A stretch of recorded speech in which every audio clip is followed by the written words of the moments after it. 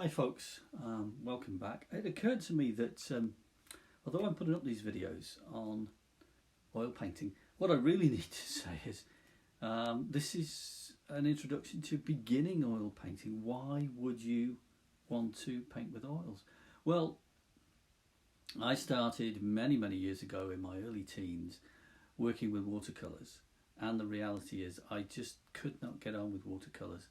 I didn't really like the wishy-washy nature of watercolours, and in my early teens I was introduced to oil paint by somebody who became a good friend and mentor, and whose son is a friend of mine now, a gentleman by the name of Dempster Jones.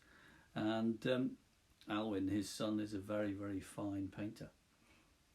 Anyway, I was introduced to oil paint at the age of 13, and I've never really looked back and looked elsewhere. I've experimented with acrylics, but I never really, I don't know, it's not really my thing. Acrylic dries too fast, watercolour's too wishy-washy, and oil has that wonderful texture that I've always enjoyed. But why not paint with oil? And so many times I hear that people say, oh, I'm scared of it, it takes too long to dry, it's smelly, it's difficult to work with, and the realities are far from the truth. It doesn't need to take too long to dry. The reality is that there has been a quick drying oil paint on the market for many years. It's made by Windsor Newton. The range is called Griffin, and I've been using it for over 40 years and it works incredibly well. It's a little bit more expensive than standard oils, but the good news is you don't need to use an awful lot of it. I don't use an awful lot of oil paint anyway, most people will tell you that. But it's made a massive difference to teaching people with oils as well. So just to give you an idea, this is what it looks like. There we are. It's probably the wrong way around thinking about it because the camera's the wrong way around, but I'm sure you'll find it. The other product that Windsor Newton make is a product called Liquin. Again, probably the wrong way around.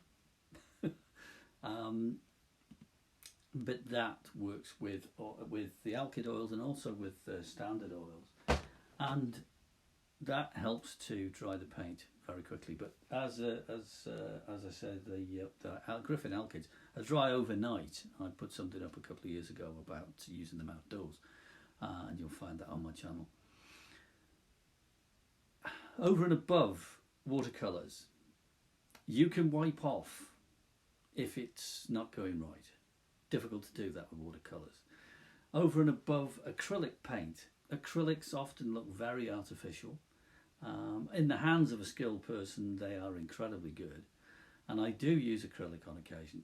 But the other thing about acrylic is it is a plastic paint at the end of the day, and I don't know, it just doesn't have the same feel, and it dries very quickly and doesn't allow you to flow. It's just not the same. So I would say, if you paint in watercolours, if you paint in acrylic, come over to oils, because it's far more forgiving and far more usable than you'll ever realise. And you've got nothing to lose. First thing I would say is don't go out and spend a huge amount of money on lots of paint.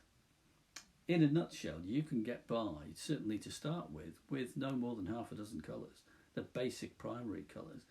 And the colours that I use, particularly for my seascapes and my skies, are Prussian blue, cobalt blue, alizarin crimson, titanium white, and burnt umber. So there's 5, and I can paint, as an example, this seascape behind me, all painted just with those colours.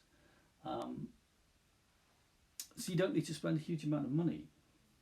The other news is that the acrylic paint, the alkyd paints, the Windsor Newton alkyds, will actually mix quite happily with standard oil paint, and they'll speed up the drying process, so that makes a big difference.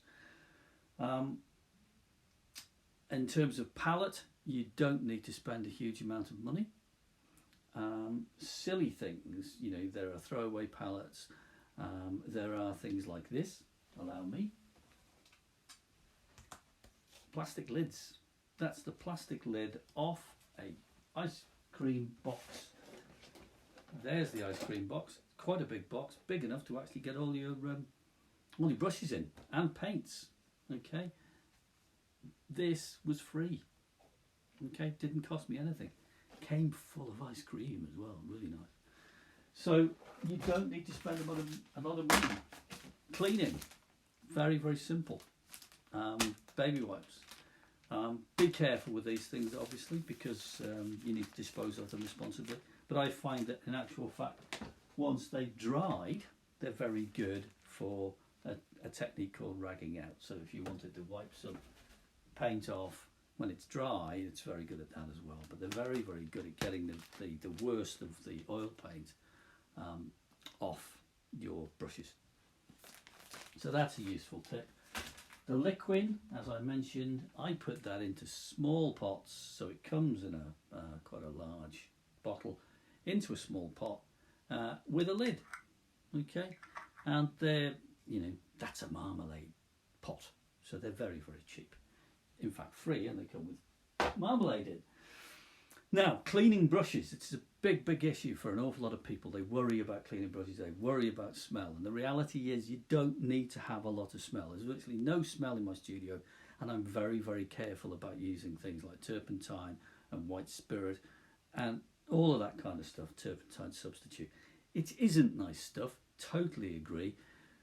Don't use it in big pots, use it in very small pots, and better still, look, here is my pot of white spirit, my bottle of white spirit. So it's kept in the bottle. I don't use it until I come to cleaning my brushes at the end of the day. And even then, I'll just take the top off, put the brush in, roll it around just on the edge of the brush, the edge of the bottle just there, and you're in clean spirit. And this will last me quite a long time. This may be 6 months old. And again, dispose of it responsibly. Got to apologise now if I'm not looking directly at the camera. By the way, I keep forgetting to do this. As you know, there's a lens just here somewhere, and I keep forgetting. So apologies for that. I'm not here to be a TV star. I'm here to try and help you out. So I use white spirit. I use the wet wipes, and you can also buy various products. Brush cleaners, brush soaps, which are very, very good, that you can help to keep your brushes clean with. Put the tops back on things, put the tops back on your oil paints, put the tops back on your mediums, and put the tops back on your brush cleaners, and you won't have a major problem. I've been painting for 43 years now, so with oils, okay. Ventilated rooms, obviously a good idea, but the reality is it doesn't have to be smelly, it doesn't have to be messy. The wet wipes are very good at getting any paint that you have on your hands, off your hands. You could also wear, you know, gloves when you're painting, but you need to be aware of that. The feel. I personally, I do use my fingers when I'm painting, rightly or wrongly, but I clean my hands quite regularly, and I do use the wet wipes just to clean my hands and freshen them up. So silly little tips sometimes maybe, but it does make a difference. Ultimately, watch some more of the videos. I'm going to try and do this step by step and help you and guide you towards painting in oils. And don't be scared. The courses that I run at my studio and gallery in Beaumaris in North Wales are actually called Oil Painting for the Scared. So hopefully that tells you what it's all about. So watch a couple of the other videos. By all means, get in touch, and I'd love to chat. Other than that, just have a go. It's really not dangerous. Bye.